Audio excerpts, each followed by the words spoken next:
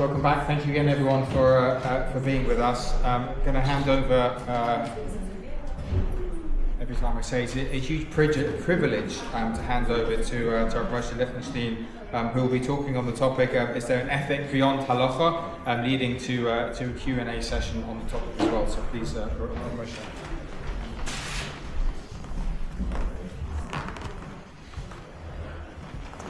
I'll just begin with a confession.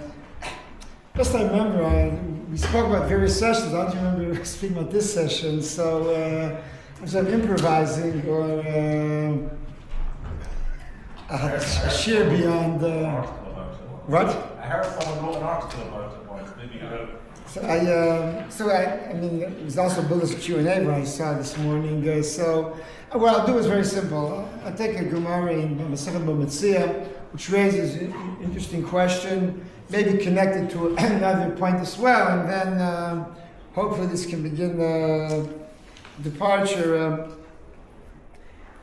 There's a fascinating Gemara at the end of the sixth parak of B'Metzia. The Gemara tells the following story. It said a lot to do with ethics, not so much universalism, just plain ethics per se. The Gemara tells the following story. Hanu Shkulai, Rabbi Bar Chanan, one of the Amoraim, one of the rabbis, Rabbi Bar Chanan, so he hired movers to transport a barrel of wine, if you remember. Rabbi Bar Chanan, Tavrule Hanu Shkulai, the porters, they broke a barrel of wine.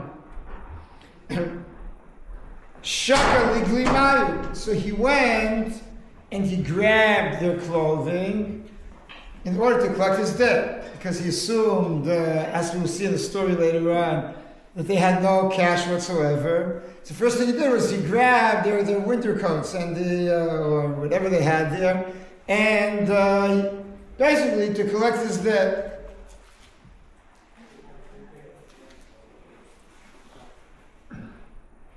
Atu Amru Rav. So they went and complained to Rav, who's one of the greatest Rabbanim over there. They complained to Rav that he stole or took their garment.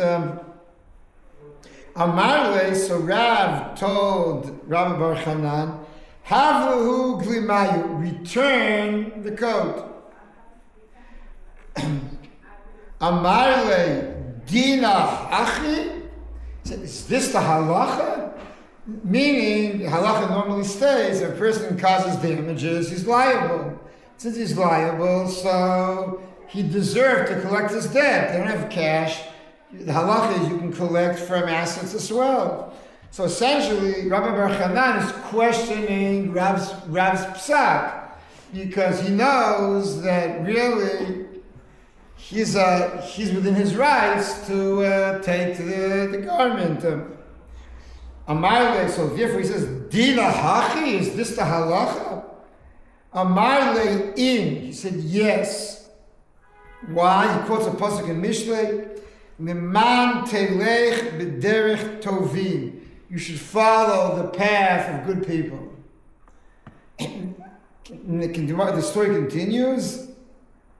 Amrule yavlik lumayu. So unfortunately, he handed over. He fulfilled the psak. He handed over and returned the coat. Amrule aniyei anan v'tarchinan kula yoma v'kafinan v'lelamidi. So then they came and said, "We're poor. We have a lot of poverty, and we've been working all day long." And we're hungry, and we have nothing. We have no money with which to buy lunch. Now, once more, Amarle Havle Agrai. So he said, "Pay the salary." Amrule Amarle Dina Hachi. Is this the halacha? Because they didn't do the work. They were negligent. They broke the thing. So I shouldn't be paying them. I hired them to transport a barrel, not to break a barrel. Dina Hachi Amarle in. He came and said again, yes. And he quotes the conclusion of the same pasuk. Orchot tzadikim tishmor. You have to follow the path of the righteous. You have to behave like a tzaddik, and therefore he forced them to pay. Essentially, what's going on over here is twice the halacha says, or if we would go look it up in the Shulchan Aruch, we would discover that he is allowed to collect the debt or the damages. He is exempt from paying the salary. Just Rav twice reversed the halacha, and he insisted that he do the right thing. This is the Gemara itself. To put it differently, he basically, Rav identifies here a gap or discrepancy between what halacha, what normative halacha is, and what the ethical situation in this particular instance is. And therefore Rav now comes and he overrides halacha in order to provide for the proper, he believes is the proper ethical resolution, or to, quote unquote, provide it tzedakah. This Gemara, it's fascinating in of itself. Right? What the Gemara really saying is, sometimes normative halacha, which was designed, and this is important to emphasize, normative halacha is designed to bring out ethical results. The point of halacha normally is to be, to give you a legal system which gives you results which are moral. It's not designed to be capricious or to be chas v'shalom immoral. Nevertheless, like any legal system, it addresses the normal case, the routine case. It can anticipate or can cover for every possible scenario, some of which may be the reverse. Or to put it different language, it's situational ethics. The situation here is different than normal, the normal case. To which, now this raises the subsequent discussion, is this a one-time story? Rav, with tremendous authority, allowed himself to do this? Or to put it differently, this is not legally binding. Rather, Rav came and basically, educationally, or he sort of used his moral authority to force Rabbi Bar Hanan to follow what Rav thought was correct. But he's not creating a legal. This doesn't become halacha later on. Halacha remains what it always was. Just in this case, the Gemara is giving us a moral story in which Rav is able to persuade by force of his authority and Rabbi Bar Hanan's reluctance or unwillingness to challenge Rav's authority. So he goes along, quote unquote, voluntarily, meaning he didn't want to do this, of course, but he felt he had no choice but to listen to his Rebbe.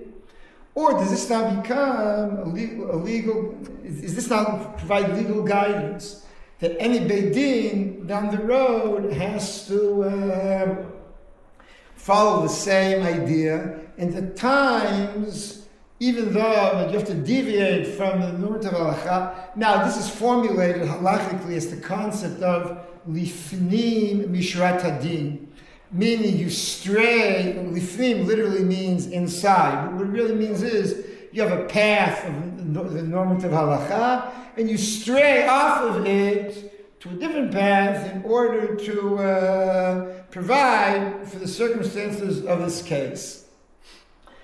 This is now, the phrase Lifnim Mishrat Hadin appears in a few sources. For instance, if you go backwards in Masechet B'Metzia to the beginning of the Masechet,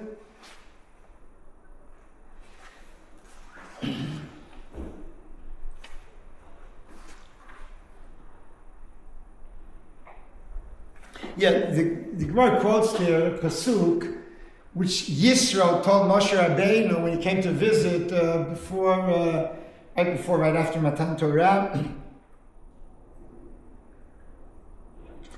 Yitro tells Moshe Rabbeinu when he gives him his advice how to reorganize the whole system. You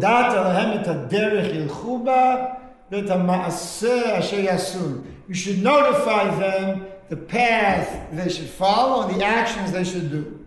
So the Gemara now darshans it like this. Vodata lahem ze beit chayehem. You should notify them beit chayehem. There are different interpretations here. Let's take Rashi locally here. Rashi says you should notify them Yisrael have a parnas. The first of all, what a basic human necessity is the ability to make a living. I would also add it's a basic moral necessity to do whatever you can that others don't support you. If you are unsuccessful and you can't support yourself, others are obligated to support you. But obviously a person is, it's incumbent upon a person to make the effort to support himself. It's a derech zo gemilut chasadim. Okay, the path to follow is gemilut chasadim. Yelchu ba, that you go down, is bikur cholim. Et ha'maaseh ze hadin. The action you should do is the halacha itself. Asher yasun, it says like this: Ha'maaseh asher yasun. The actions that they will act upon. Right? Ha'maaseh asher yasun. The actions that they will do. Right? Or they will act upon, if I translate literally, because it's a redundancy. Maaseh asher yasun. Obviously, if it's a maaseh, you do it. So the Gemara interprets it. Maaseh is shurat hadin, is the actual halacha. Asher yasun ze lifnim mishurat hadin. So Yitro is telling Moshe or Am Yisrael, telling Moshe to advise Am Yisrael not only to do the din, but to do lifnim mishurat hadin. Now, lifnim mishurat hadin normally is perceived as a voluntary. I know these are my rights. Nevertheless, from a voluntary perspective, I should forfeit some rights in order to help somebody. To give an example from that locale in the Gemara, I'm supposed to return a lost object if the person still hopes to retrieve it. Or in halachic terminology, it's before Yesh, before he despairs. The moment he despairs, so I can now keep it. However, lifnim yishrat hadin, what's the laudable thing to do, is to return it even afterwards. And many such examples that you are exempt, but it's the right thing, or the proper thing, or the commendable thing is to do it. And that's the normal usage of lifnim mishrat hadin. And to go back to the story I began with, the person obviously did not want to do this. And Rav said before, he forced him, so to speak, to do it. And now, subsequent commentators begin to argue, can the Beit Din make lifnim mishurat hadin normative? Or to use the halachic terminology, Hem kofim al lifnim mishurat hadin. Can you coerce someone and force him to act lifnim mishurat hadin because you believe that in this case circumstances warranted? Of course, the answer to this question is machloket, right? It's a disagreement. You have a dispute between two different opinions. My paternal grandfather used to say always, if you don't know the answer to a question, what's the halacha? Always say plugta. Now, whenever you say so, if you ever say it's a disagreement, you're always right, because there are always two opinions. And here too, there are indeed two opinions upon this. Let me now just, as food for thought, present another case, which is somewhat similar to this. Yeah? The example you gave from the Gemara had a draft saying that this is the din. How can we just be saying it's the din? Because Rav says this is the din, but the rationale provides because Mishlei says to be a tzaddik. He says like this. He says, "Is this the din?" Because what's clear is both of us know it's not the din. So he says, yes, the din is to follow the moral advice of Sefer Mishlei. Now, Mishlei is not halachic work, And Mishlei is advocating there to be a tzaddik. Derech v'archot tzaddikim tishmor. Follow the path of the tzaddikim. So that's exactly why it's problematic, why you have two different opinions. Because Mishlei says, the Gemara says, that halacha is to follow Mishlei's moral advice, which is a non-halachic source, and which is presented as being orchot tzaddikim. So that's why you get such a division of opinion. Let me now quote a second source, which is I came across actually this week, and it's you heard this already also. The Gemara discusses whether there's an obligation to give tzedakah. And no, it's tzedakah, but the Torah has a bunch of mitzvot to help on the yim, collecting the field. You have to provide leftovers for anim in the field. If you remember, we got Ruth, of course, it describes how Ruth goes and collects all the grain that fell. So the Gemara discusses what happens if there is some of the grain or tzedakah, it's a safek, meaning it's a case of doubt. It's not clear, does it belong to the owner? Does the owner deserve it? Do the poor people deserve it? Does Boaz deserve it? Does Ruth deserve it? It says what's called the safek, meaning the halacha is unclear, the circumstances are unclear. So the Gemara says over there that you give it to the poor person gets the benefit of the doubt, literally the benefit of the doubt, and it quotes a pasuk to justify this. We say this in Shir Shayom every Tuesday. Shiftu dal varash and divya tom tzdiku.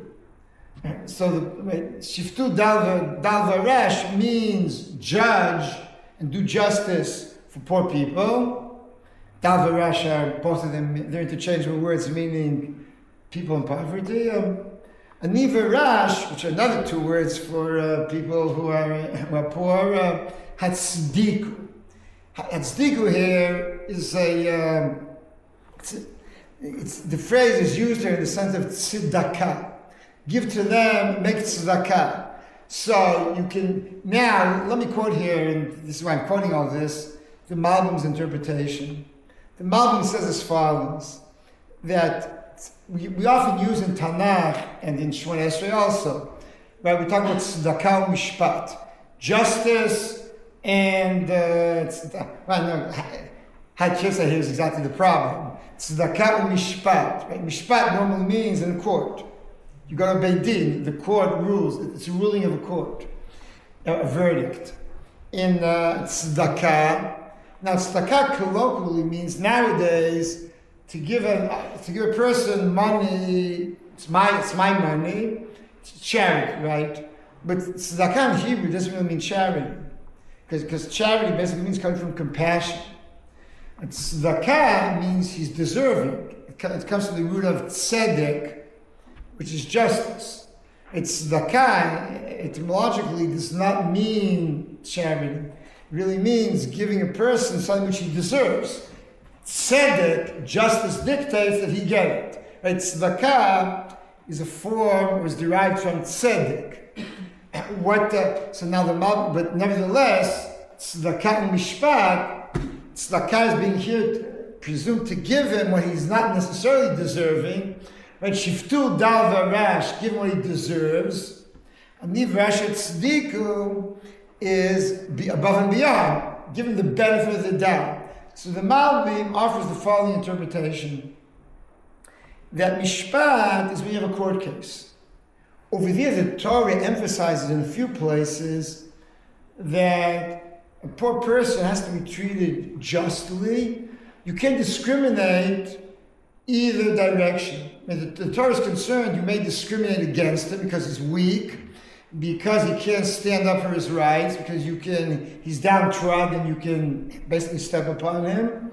On the other hand, the Torah is also concerned with the opposite, that you'll discriminate in his favor because you have rechmanos because you have mercy upon him. So the Torah is concerned that maybe you discriminate against the other person. So the Torah lays down clear rules. You don't discriminate either way.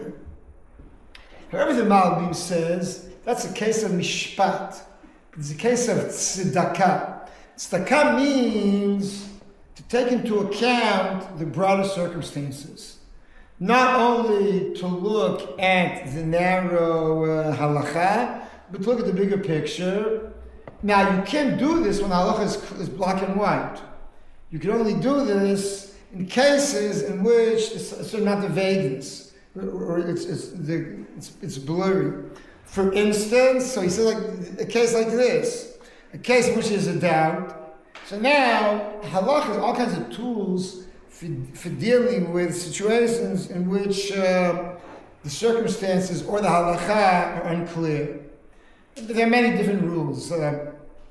It could be basically, you could follow a statistical majority, rov. You could follow the status quo, chazaka. You can take a policy which dictates that you depends upon the severity of the halachic area, d'oraita, d'rabbanan, if it's a Torah prohibition, a rabbinical prohibition. There are various, to put it differently, halacha, like any legal system, will always attempt in a case when you're in doubt, or if there's fog. So the best thing is to dispel it. We dispel the doubt, clear the fog, and find out what happened. But that's not always possible. Many times it's impossible to figure out what happened. So it's like in the real world. Sometimes you have to learn how to drive in the fog. Even though it's foggy, you have to drive. So there are rules for driving on a sunny day. There are rules for driving when there's a lot of fog. But nevertheless, you drive. And you drive in a certain manner.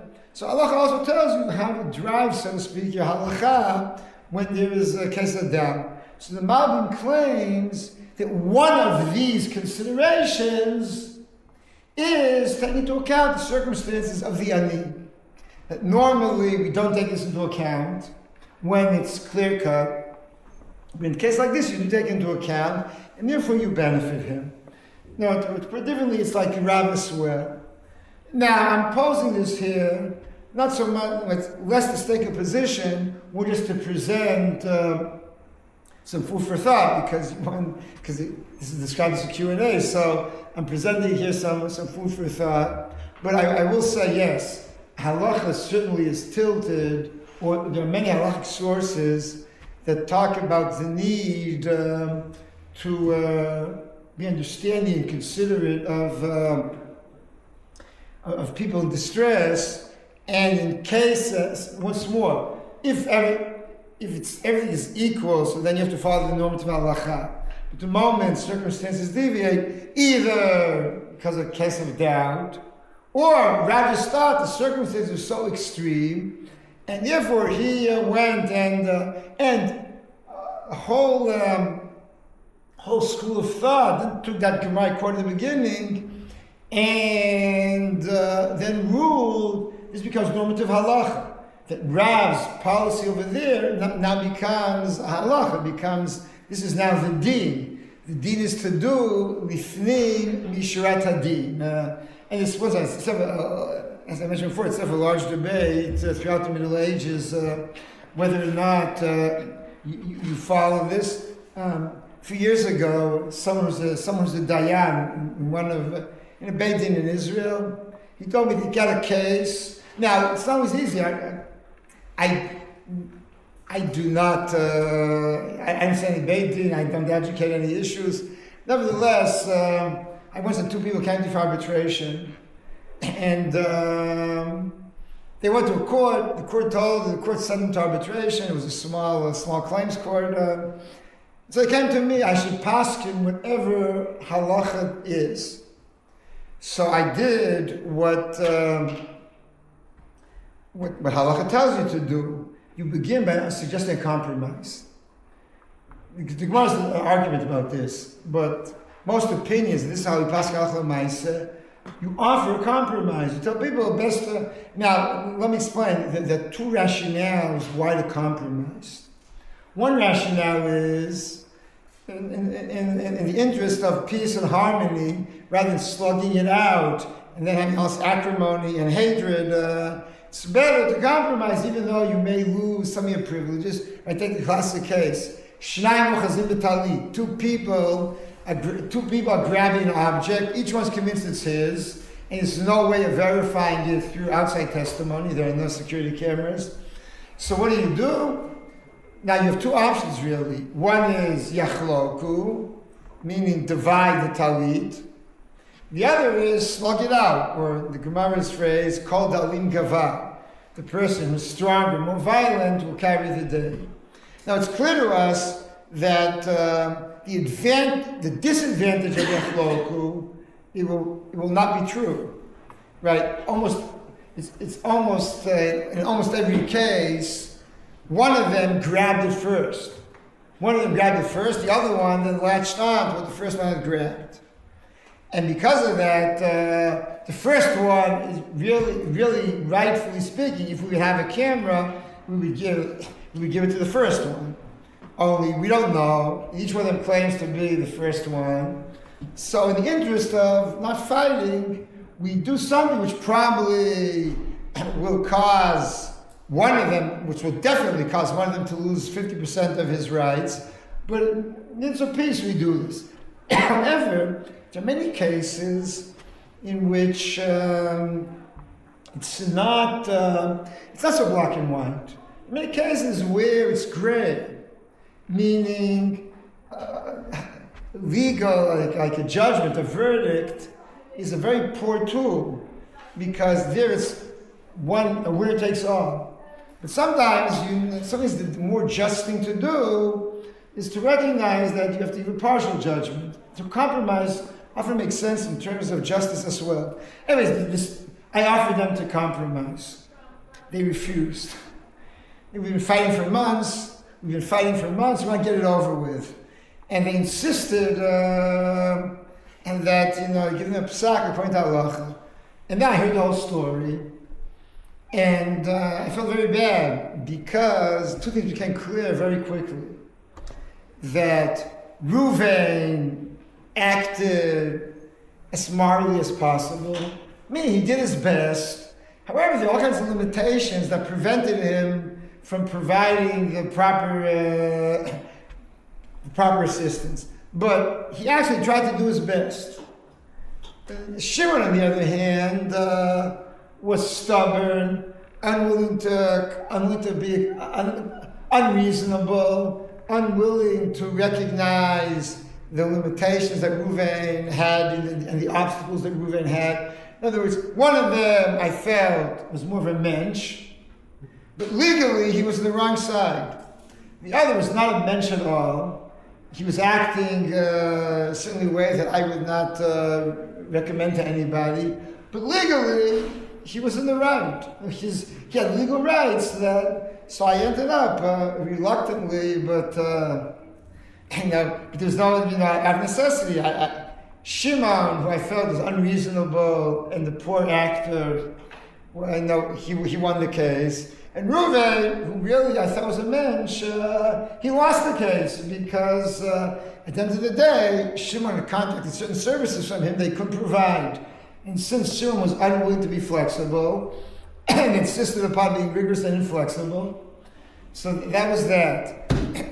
So it's like this once more. This is more food for thought and more just raising issues. But Halacha, I think it tries to do its best not only to look at the legal issue itself, but take into account the broader circumstances. It definitely recommends taking into account that. How much you can translate this into a legal obligation, that remains an issue for debate and discussion. So I once heard Rabbi Blake say that there was no ethics outside of halacha, and I've been trying to figure that out and square it with my intuitions, which I think the Rav has been capturing. So I'm trying to understand why and how, whether or not any of these principles that we appeal to in order to resolve these cases of difficulty Why are we so sure that they're outside halacha? Why wouldn't we classify them as inside halacha to try to resolve these questions of doubt or questions where we feel as though on the face of it, halachic answer is giving the less fair decision or something like that? If there's a principle that can be appealed to, even if it's coming from Mishlei, why are we so sure that that principle in Mishlei is not a halachic principle? So I agree. I think Yalkin, he titled the session, is there ethic and benefit halacha? I think you could. My father wrote a well-known article on this topic. It's called, "Does halacha recognize an ethic independent of halacha?" The claim over there is exactly this. It's more what you said, that halacha, the ethic, so he illustrates over there that halacha itself recognizes quote-unquote natural morality.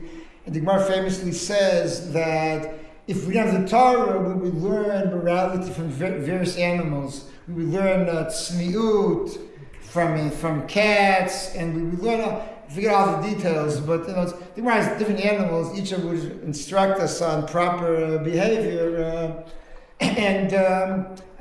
Essentially, his claim over there is that the halacha itself tells you to take these outside cases and incorporate them into halacha. Lifnim Mishat Hadin is not an external factor, and Mishlei is not a non-halachic source, but Mishlei and Lifnim Mishat Hadin, all these things are incorporated into halacha. Just the halacha, and he goes through in great detail the various opinions whether the Mishat Hadin becomes so much part of the system that you can now actually enforce it, or does it remain a recommendation? And if I remember, his claim over there is that it becomes part of the system, and there's a lot of sympathy for the opinion that you can indeed enforce it. The difference is, though, what the Malbim said, that sometimes mishpat is halacha as it's written and recorded inflexibly, and tzedakah is the ability to apply it flexibly. Now, Mishat Hadin, that's exactly the point. The concept of Mishat Hadin is it enables you to take the halacha and to take into account the circumstances and to be more flexible. So some people will tell you can only do that with the cooperation of the parties. You cannot enforce that upon them. Others will tell you that halacha itself basically can force them at times to take into account the bigger picture. But I agree. I think, let's like this. There's a tendency to say that halacha, people claim that there's nothing outside halacha, and it's true not only of morality and ethics are a blatant example. I don't think it's the only such example. I'll give you another example. For instance, what about medical ethics? If you read some of the contemporary discussions, there are all kinds of technologies which no one dreamed of 100 years ago or 50 years ago, and certainly not 2,000 years ago. So there are all kinds of technologies which raise ethical concerns. So I remember, maybe 10 years ago, reading a volume devoted to this topic, medical ethics topics. The striking view was as follows: Haredi writers, their basic approach is very simple. Let's look at halacha. If you can find the halachic recording against it, so it's prohibited. If there's silence, there's nothing which says it's prohibited, so it's permissible, and go ahead and do it. And the modern Orthodox rabbis responded, claim that if there are ethical concerns, for instance, cloning, if you have ethical concerns, so you can't come and say it doesn't appear in halacha. Of course it doesn't appear in halacha, because in the 18th century no one is thinking about such a technology. So the fact that there's silence doesn't mean that it's necessarily supported. It means that no one's been thinking about it. And but what's more, a fair amount of Haredi responses there were, it was never prohibited. Go ahead, and that's the end of the discussion. And the unorthodox respondents, their basic approach was, we should try, if there's a halacha, fine. If not, we have to take into account the ethical concerns. Let's try to evaluate this based upon a religious orthodox philosophy. And you can, whatever the case, try to see whether you have sources.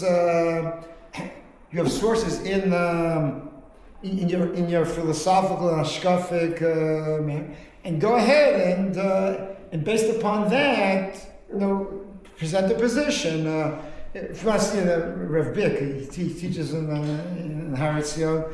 Rav Bick wrote an article 30 years ago about the question of I forget, it's sperm donation, or ovum donation, one of these, or IVF, one of these issues. It was like in the very early days of this. And he wrote over there as follows. Noah, or maybe my father actually. I remember my father said to me once, no one, the various sources that you'll see are sources which are so remote and so far-fetched and so removed from the discussion that they're really worthless. So basically, I have to say is that the contemporary poskim are taking a position based upon their understanding, which is fine, to be honest about it. So Bick writes over there that since you can't find anything in the classical sources which talk about is the donor or the recipient the biological mother, because, once more, no one ever dreamt that you could separate these two elements. You couldn't separate the pregnancy from the conception. So what should we do? We should go back and develop a philosophy of parenthood. We should see what Tanakh has to tell us about what does it mean being a parent. And from that philosophy, then build up a halachic position.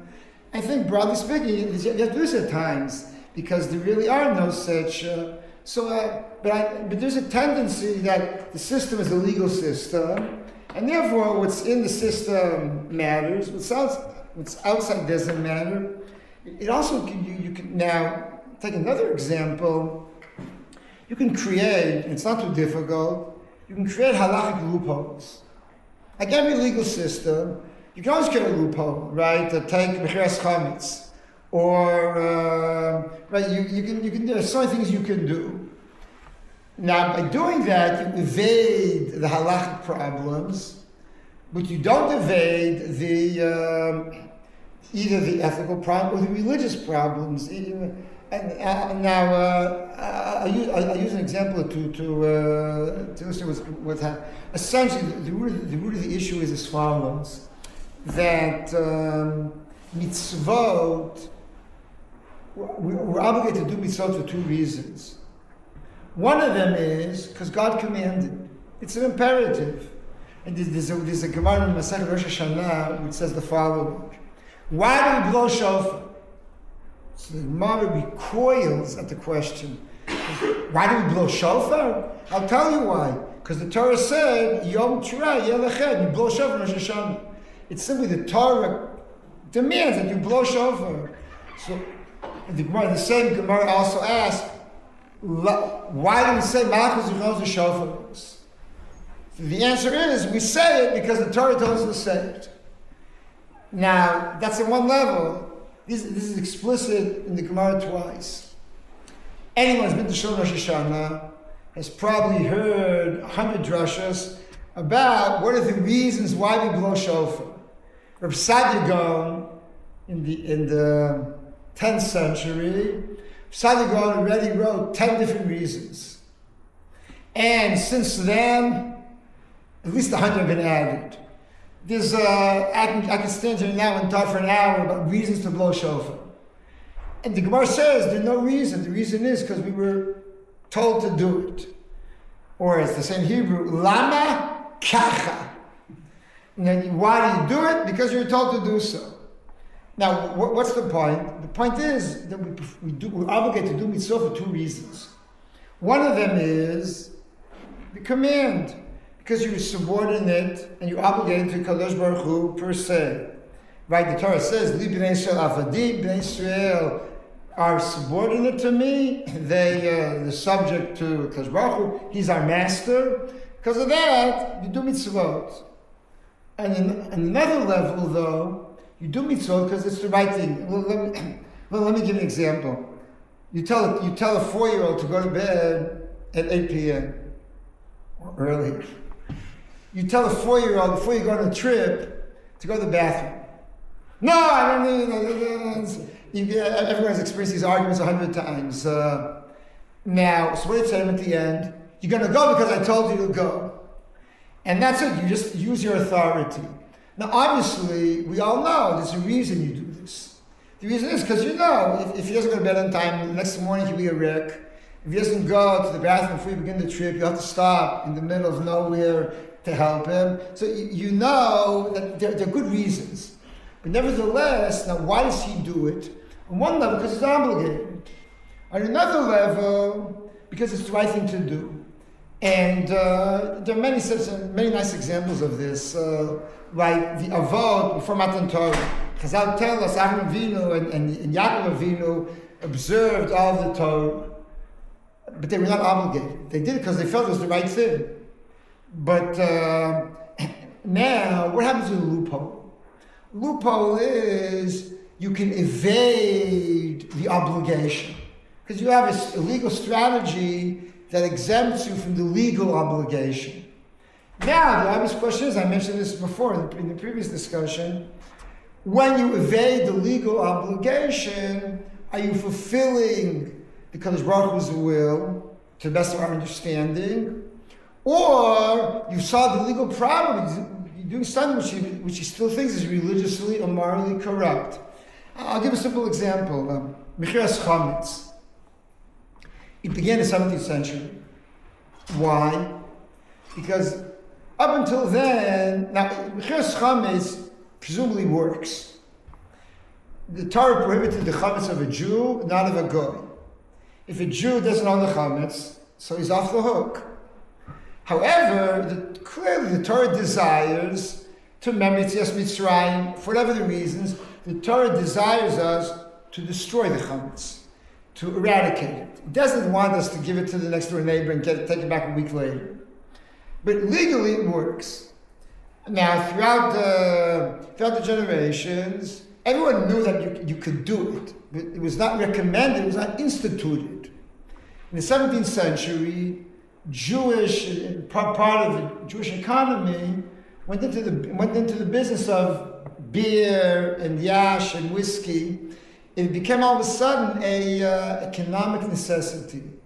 Now, two scenarios. I have a student, I have an American kid in the yeshiva. He comes there at Pesach, he has to sell his Oreos, the $20 worth of cookies. So I said to him, forget it, burn them. The Torah wants you to burn your cookies. The Torah, this is exactly the point. On the other hand, if the person who owns the makolet and the grocery store will come, and I don't believe the Torah is interested that he go bankrupt once a year. Right? The Torah doesn't think that once a year he should lose his parnasa. And if we tell him to burn all the spaghetti and all the cookies and all that, he will go bankrupt. Or if you own a pasta factory. So therefore, now, nevertheless, if he doesn't have a legal exemption, he's stuck. So over here, you provide a legal exemption, and you believe this is quote-unquote Ratzon HaTorah. This is what the Torah desires. But I don't believe this is so in the case of the kid with the $20. So now you always have to ask these questions. The debate about Shemitah was a double debate. What part of the debate was, does the legal mechanism work? It's a huge halachic debate. Does the legal mechanism of selling the land, does that work or not? But then the Netziv came with a different claim. He said, let's assume it works. So what? Spiritually, you shouldn't do that. Spiritually, the Torah wanted Am Yisrael to rest for a year. So others said, maybe, later on, let's say nowadays, it will be a religious state. A religious state can really institute Shemitah properly.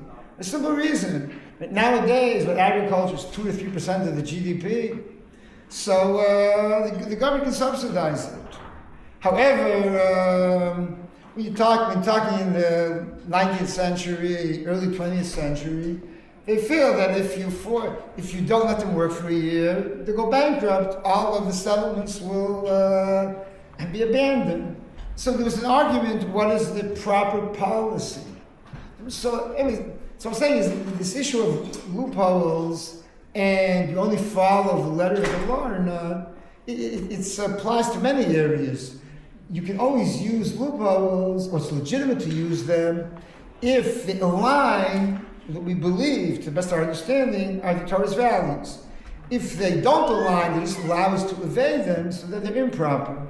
Now, this is true of Dinei Mamonot, but also I think of other areas as well. Just thinking about the question, the bigger question, maybe we could question the question, something like, I'm kind of just thinking on my feet here, but when did we a bit of controversial, when did we become so obsessed with Halacha as opposed to all the stuff we were talking about in the first year about ethics and justice? And have we somewhere, not that we shouldn't keep Halacha, obviously, but have we somewhere, and I don't know, all of us, but have some parts of Am Yisrael lost some kind of balance, lost some kind of hierarchy? Is this a response to modernity? Okay, I think we have to balance both. No, I don't think they contradict. I think on the opposite, they complement each other. No, it's like this. As I said before, there's also a halachic obligation to be ethical, and it's more important, there's a religious obligation to be ethical. But even setting that aside, we are subordinate to Kadosh Baruch Hu. We have to obey His will, and halacha demands of you to be halachically scrupulous and to fill all of its demands. It doesn't contradict or it doesn't deny the need to be ethical as well. Which one? And the danger that exists by focusing. It's like this in any educational system. So if you focus exclusively upon one value, you will get a better return on that value.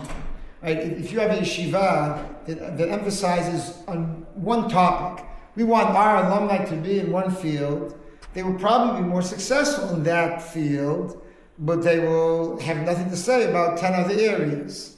If you come and try to present a broader, you come in education, you try to have a broader perspective, and you tell your students, A is important. Let's talk today about tefillah, and next week we'll talk about learning, and the week after about ethics, and the week after that about whatever relationships, whatever. So by scattering your educational or by not scattering your firepower, you are being less intense in one area. I think it's always true that if a person comes motivated and attentive, he'll get the best of both. He'll get the best of all worlds by having a broader perspective. But you have to hammer it into him.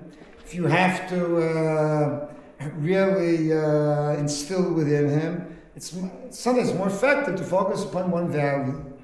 Now, for various reasons, certain communities will focus upon, say, halacha, and they're so intense upon that other areas are then neglected. It's an educational mistake. I don't think halacha and ethics clash. I do think, though, that if you give one area alone your undivided attention, so then you often neglect other areas. When you divide your attention, you're more balanced, but you may end up being lukewarm on all fronts, which is a different danger. So, I certainly think that we can and should and have to emphasize both of these areas. But I don't want it to be a situation in which those who are deeply serious about various halachic stringencies ethically are apathetic. I don't want a situation in which those who are ethically engaged should, because of that, should neglect halachic considerations. I think there's enough, as Chazal say, Mokom yesh barosh aniach shnei tefillin. There's room in your head for 2 pairs of tefillin, and for many more. And the whole idea is to integrate these different values. What more could potentially be done within halachic and Orthodox communities for agunot? The halachic. Halachic and Orthodox communities for agunot. For agunot, okay, I'll just say a brief word or two about this. The basic problem of agunot is not halachic. The basic problem of agunot is that you're trying to implement a halachic system in a non-halachic society, or there are two legal systems. You should know the problem of agunot. Assuming agunot means woman, what's really technically mesuravot, women whose husbands refuse to give them giti. Agunot classically means a woman whose husband has disappeared, you can't locate him. But if to use a contemporary usage, agunot are essentially a modern Orthodox problem, because chilonim don't really care. Unfortunately, they're willing to move on without a get. And Mitrei Karta, there's also not a problem. They simply use physical coercion, and they just make sure that they beat someone to submission until the problem. There's no problem whatsoever. They solve their problems. Halacha gave certain powers to the Beit Din, which allows it. It's pretty. If you have an exclusive halachic system, you can ensure that everyone that no one refuses, or that maybe you're crazy here, crazy there, but you can make sure that everyone complies. The problem is the halachic values regarding a get and the liberal values regarding what kind of punishment and coercion we're willing to employ or not. When those two meet, you have a clash of two systems. The halachic system wasn't designed for the liberal punishment, and the liberal punishment wasn't designed for this. Now in Israel, because of the recognition of this need, the problem to a large degree, I wouldn't say 100%, the problem has become much less than it was in the past, for a simple reason. The courts have constantly expanded, the secular courts have constantly expanded the ability of the rabbinical courts to turn the screws and to pressure people. Once more, even nowadays, if someone is someone's willing to sacrifice his life, he'll sit in jail for 25 years. Someone's willing to sit in jail for 25 years and not give a get, so the contemporary system is still a problem. In halacha, you could probably use even stronger coercion, but however, excluding, say, a person who's insane and willing to sacrifice his life just to make a point against his wife, but the normal person. So at the moment, Israeli courts have tremendous leeway to apply pressure. It begins with that you can deny a person travel. We had I knew of a case within my orbit, let's say, neighbors in the area. The person was making problems with giving a get, but he wanted to travel to Chutz La'aretz. He was banned from traveling to Chutz La'aretz. He gave a get the next day, because going to Uman was more important than fighting with his previous wife. You can ban travel. You can revoke a driver's license. You can suspend a bank account. Basically, all civil privileges you can deny. You can make law now. It's in the modern world to live without a license, without a bank account, without a credit card, and so on. It's almost impossible. So, if that's not enough, they can jail people. You can put a person in jail. And recently, I think the courts have allowed also people to sue have allowed the wives to sue for damages for emotional distress. Essentially, at the moment, say, with the exclusion of those who are willing to ruin their lives totally, the tools they have at their disposal are quite effective, and it really has reduced drastically, to the best of my knowledge, the number of such cases. In the United States, here I don't know, in the United States, it's much more a problem, because there, the system doesn't work like that, and because of that, over there, I think prenuptials are crucial, because over there, that's the legal tool that can solve your problem. But in Israel, you can, even without that, the courts are empowered, and There was a case a few years ago, they imprisoned the father of someone who refused to give a get, because the person who refused to give a get was an American. But they imprisoned the father because the father was encouraging the son not to give the get. Now, legally it's crazy, right? The person's human rights are, you can't jail the father because the son's a bank robber. But it's like this, they made enough tricky. They made enough trouble. They made enough trouble that the get was given eventually. It's the best of my memory. So I'm saying that's why it's really clash with different systems, the way as I understand it. And if the systems work in cooperation and understanding, you can get pretty good results. Okay, I think it's time, I guess, to wind this down. So, Todah Rabah, and continue.